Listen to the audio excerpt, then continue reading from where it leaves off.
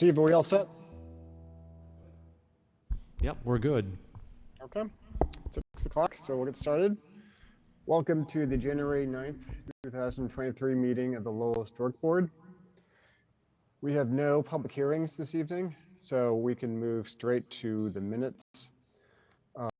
Approval of the minutes from our last meeting, which was October 17th of 2022.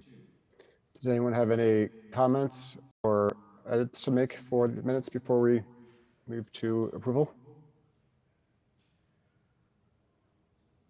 If not, I'll entertain a motion.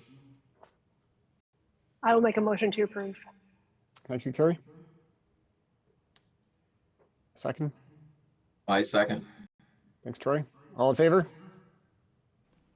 Aye. Ooh, that was loud. Thank you all. So we can now move to other business.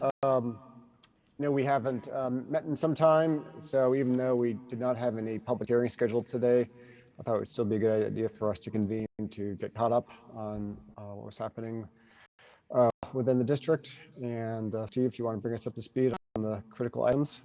Just so everyone knows, we only have until 6:30 before another group needs to use the meeting hall, so we need to keep things somewhat succinct.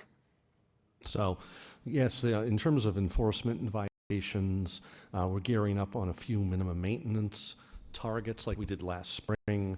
They'll spread out a little bit further, but it's usually, the same maintenance issues as last year. Storefronts that need paint, wood addressed, things like that we did successfully last year. Regarding one of the targets from last year who did not cooperate with the board's directives, it is in the law department.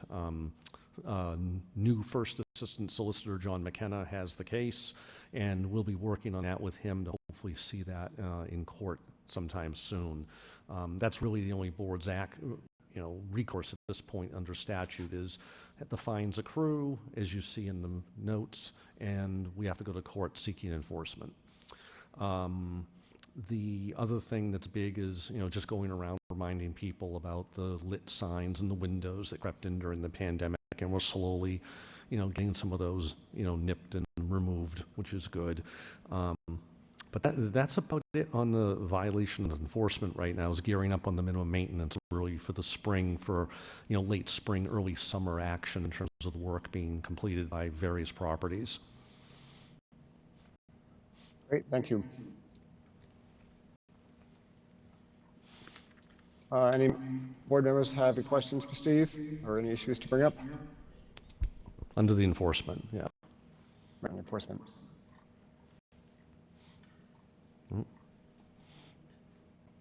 Steve, do you have any sense of the time frame for the law department to act on the sod building owners? I do not. Attorney McKenna, I just checked in last Thursday or Friday on this. So we plan on meeting this week or next week to start the process on this and bring the attorney up to speed on what action or inaction has happened in the past on the part of the property owner. The other issue compounding this is that the property is in bankruptcy. So, but Attorney McKenna is pretty well versed in property and all of that. So I'm hoping that we can get through that quagmire and see some action on this one. Okay, that's good to hear. Steve, I have a question. So we're taking this pretty far extreme down the roadmap of enforcement action. How many others would you gauge are in your pipeline today in kind of like first third of the pipeline, second third, and nearing this similar type of action? Actually, none at this point. Most of the lit sign ones are in person, going to see them and saying, I know you put this up, say, during the pandemic. Can you move it to that area on the wall, for example? Or here's one of our open and closed signs you can use instead. Or we also have sign grants available. So it's a little bit of stick, but mainly carrot on those. None of the minimum maintenance ones have gone out yet. The one on Central Street was really an anomaly. It was very different from all the others. I mean, the other 4 or 5 eagerly complied. And even in our time here, I think I can't even remember a time where anything has ever gone to court. I mean, once papers were getting ready to be filed and the owner finally realized that the board meant business. Again, it was another minimum maintenance case years ago. But yeah, I mean, going to court is the last resort, obviously, on this. But, in terms of what's out there right now, it's a lot of just visiting the places and so forth. It hasn't even entered the request for compliance yet, unless you notice that they haven't, done it, they haven't complied, verbally. And we had an instance downtown of one during the summer where that happened. And it took a request for compliance for that to finally resolve itself with the help of the property owner's management company.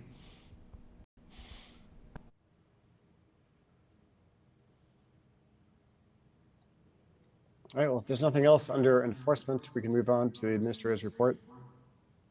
So there's several projects upcoming in the pipeline. One of them is let's call it the second gen rehab of the Hildreth building on Merrimack Street, which will involve addressing all of the windows this time, which wasn't done in 1983, 84 when it was rehabbed the first time.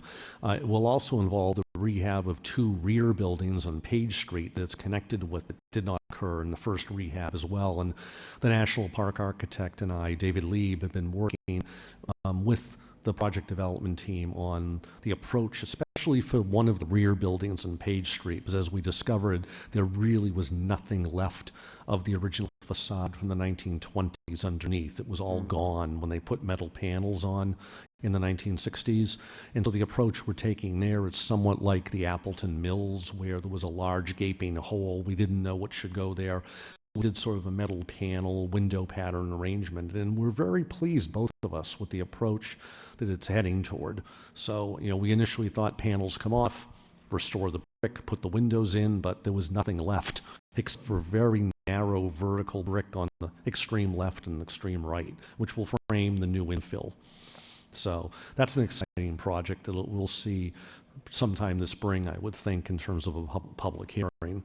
The other thing I noted was in the upcoming projects was more of a prior project update. It's the $38.8 million that the board approved overall between public hearings and staff approval for work in 2022 is more around $38.3 million, but still it created nearly 100 housing units, 52 of which was affordable.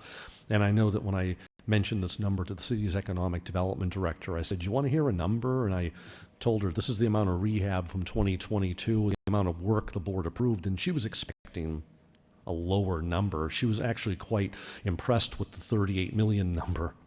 So, and this doesn't even count other things that don't even come to us that are investments in the district. It might be a condo unit owner redoing their kitchen. It might be a tenant fitting out something that we wouldn't even see. These are the actual projects that need board approval. This does not count the things that don't require board approval that I think also represent investment in the districts. How does that number compare to other years? Do you keep track of that on an annual basis? Yeah, we were talking about that earlier and with some other people, and the numbers are there, and what I'll start to do is compile some of this in years past. It's we have the numbers. It's just a matter of double checking them and crossing the T's and dotting the I's on those. And also we can probably add in some of the housing units as well, because in prior years you have, for example, 555 Merrimack Street that the board approved. We have 78 Middlesex Street. We've got 160 Middlesex. Parcels 8 and 9 over at the Hamilton Mill Yard. So all of that represents housing units created as well in prior years. But the numbers really add up. When you're looking at over $1 billion since the early 1980s, it's a pretty significant number. And again, that's only the projects the board has a hand in reviewing and approving. That's not the myriad of small projects we never would see, because again, it's someone rehabbing their kitchen or doing something in their commercial building or fitting out a commercial unit that we wouldn't have any review in. Right, exactly. Yeah, those are powerful numbers, and I was glad to see that you were sharing them out in our social media platforms to get that word out, because it shows the impact that we're having on the city. some of the other things I've been working on, well, especially with David at the park, some downtown streetscape standards, as you saw in the meeting notes, really just codifying some of the things Lowell's been doing all throughout the years regarding paving, infrastructure, light poles, things like that, just so that, there's no mistake when the city is going to do a project. They know that these are the standards, and they're consistent with what ours are and what the former Federal Historic Preservation Commissions were for downtown. So nothing's inconsistent. And, David's been great looking through those as well. In terms of the downtown wayfinding system that was noted in the notes, that is, it's not about the design. The design was settled up on pretty much early pandemic or prior to the pandemic happening with a group of stakeholders. This is more just editing. It's making sure that place names are consistent from panel to panel, spellings are correct, because I was catching things like facilities were misspelled from one panel to another. So it's just kind of that, editing and just second set of eyes looking at things. I mean, it's meant to be a sustainable system anyway, so you should be able to change out panels as things need to be changed. But, the first time out, you want everything to be right on the mark and, not saying that a facility is missing an E or a T or an S or something like that in it. And then Preservation Month, we're still somewhat struggling with Doors Open Lowell, especially given numbers of various things are going up from the public health monitoring lately. And, you hate to plan an event that requires a lot of advanced planning and fundraising and then have to pull the plug on it at the last minute and spend money on an event that you can't have. Plus, we're hearing from a few people that are sort of hesitant about, oh, do I want to let someone into my condo unit? I mean, just random members of the public. And it's just, it's frustrating because the event is really great, and to not have it again, it's, probably just going to have to be. But that doesn't mean we can't do other things during Preservation Month, like walking tours and the social media and different things like that. And then, the rest of this is just, informational and can be included in the minutes as well. So, but those are pretty much the highlights right now. It's going to be nice to see the new wayfinding system downtown, because I know at the park, Christine Bruins was involved in it before she left, and UMass Lowell was involved in it. A lot of people were involved in the design of it and reviewing the design. So, but that's all I have for right now. Is there a link to the graphics for this signage? I can The provide that. wayfinding signage that you could send around? I'd be curious. Yeah, I can provide both links for the most current streetscape and also the wayfinding. Okay.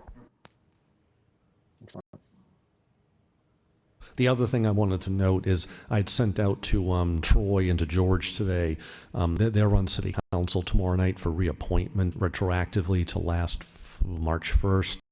So that'll be all set. And then there's a series of letters going out soon this week for the 5 entities that are coming up as well, including, the national park and so forth. So anyone that's up for renomination, I'll make sure you have a copy of the letter that went to your respective group. That way you know that's in the works. Good to hear. Yeah, thanks for keeping on top of that. I know it's kind of a administrative element that sometimes can get overlooked. So thanks for doing that. Anyone have any questions or things they want to bring up? Actually, if I can go back to the 147 Central Street, what you mentioned something about a bankruptcy. What kind of bankruptcy is it? Do you know? I don't know, Carrie. It is. Because whether or not the fines are discharged depends on what kind of bankruptcy it is. Exactly, and that's one of the things we're going to be looking at. I'll double check what that is. I'll let you know when I just. Great. I mean, I don't want to say it's 11 or this or that. I want to make sure I know before I actually say. Oh no, absolutely. Yeah, you can just get back to me. I'm just curious. If you let me know offline, that'd be great. No, definitely.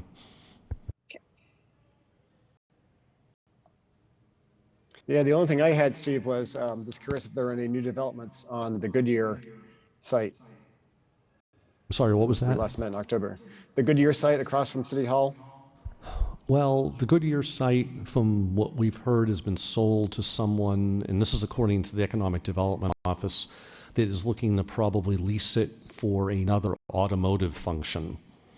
So not necessarily a development parcel, but that's something they're looking at in terms of, there are for lease signs in the window right now, small inconspicuous ones, but what they had heard that it was looking toward a reuse for similar function. So with pretty minimal changes needed for the building, I'm assuming then, in that case. Would just be signage and making Right, sure it's, yeah. Okay.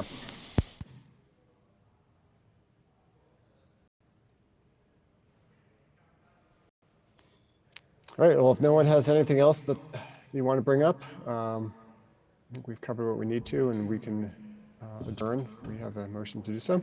Hey there. I have something I can bring up, some good news. Sure. We are looking at the National Park Service. Hopefully it'll happen the week of April 3rd, but we're looking into bringing another preservation workshop to Lowell National Historical Park. From the BEST program, it's the brick, earth, stone, and timber out of the Grand Tetons. And so we're looking to do a window workshop this time. So pretty excited about that. And it's, That's great. yeah, so it's nearly solid, and it's also open to the public as well. So it's not just a National Park Service. So I'm hoping that folks in the city would like to attend, but it's not completely solidified at this point, but right now it's looking pretty good for that first week in April. So The masonry one last year was fantastic. They loved that, going over the 80 Gorham, and they spent an hour and a half, I think, over there on a field trip. yeah, Yeah, I heard great it was- things about that. Yep, it was great. We might be able to do something similar. Or bring So- back Chuck Parrott. I will keep For a it day. posted, and when I get the brochure from the BEST program and we're in it, I'll share it with y'all. So Great. Please do, Elsie. Appreciate that. yeah. All right, anything else?